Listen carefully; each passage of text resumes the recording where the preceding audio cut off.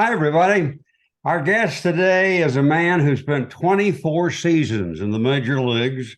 He was the most valuable player of the 1983 World Series with the Baltimore Orioles, and he caught the last pitch of the 1988 World Series for the victorious Los Angeles Dodgers. It's always a pleasure to say hello to Rick Dempsey. Thank you, Ross. Man, we had some great times together.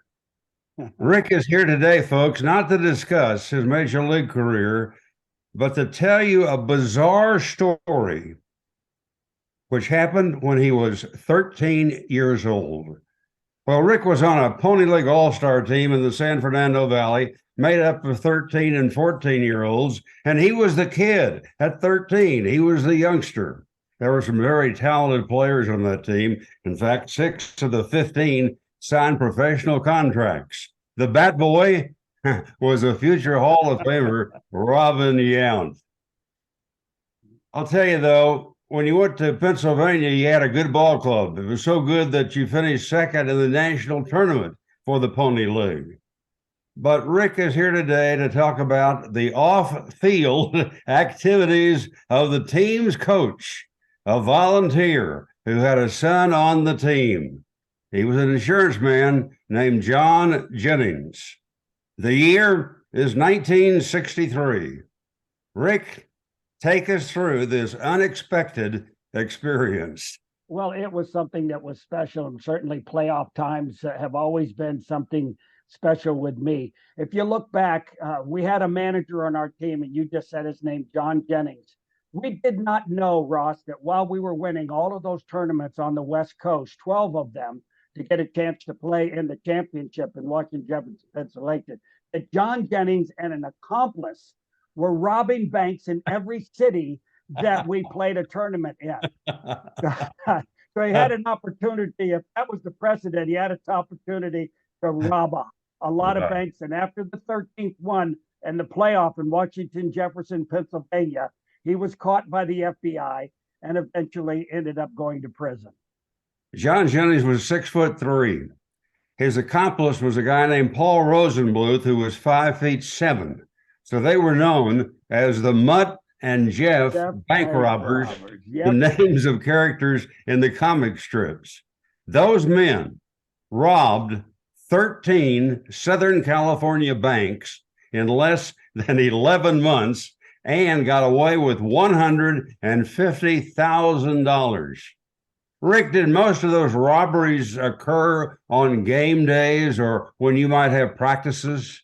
Absolutely. I mean, we didn't know for sure, but I think what really happened, the modus that they used was they would rob a bank, both jump in the getaway car.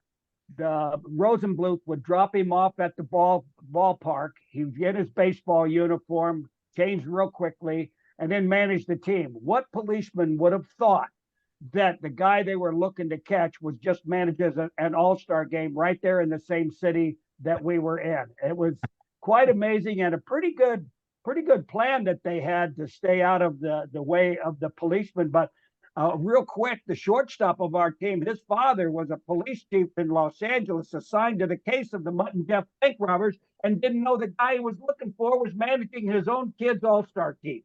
Yeah, and they played cards together, didn't they? They played cards with the parents. You're right about that. And John Jennings had been known to bring bank wrappers around the money that he had gotten from the bank. He used to play in the game like that. You know, really a stern guy. We were kind of afraid of him in Munson. We had a lot of respect for him.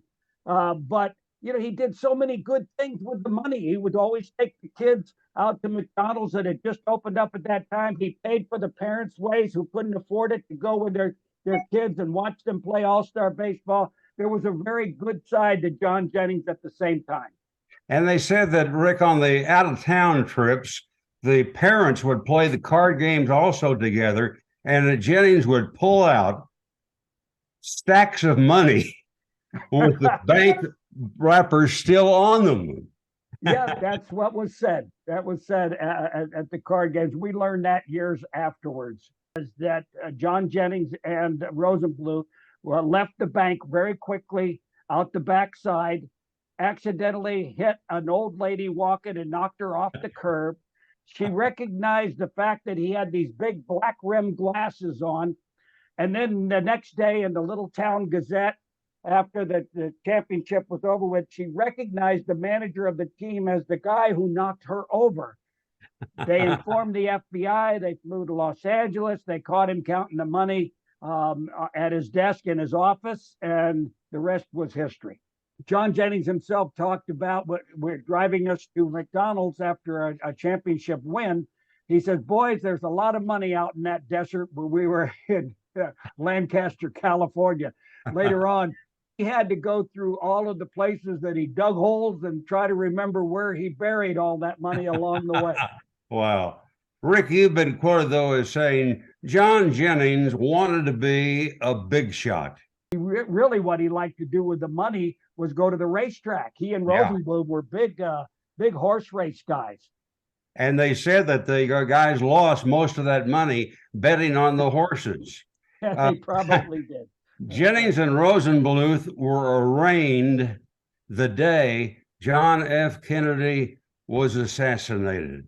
And they were sentenced 15 days later. Both men were sentenced to 10 years in federal prison. Now, Jennings was granted parole after 7.5 years.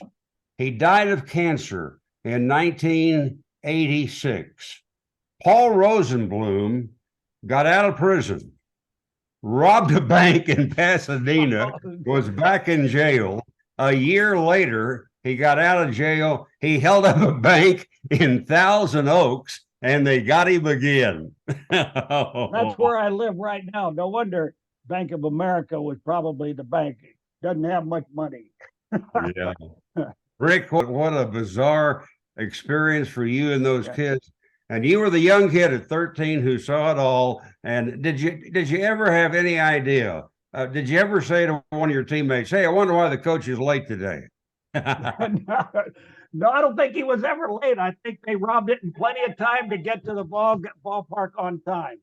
So, Rick, it's been a wonderful experience to chat with you, and thank you for that great story. And we hope to see you again very soon. All right. Sounds good. All right, Ross, thank you very much.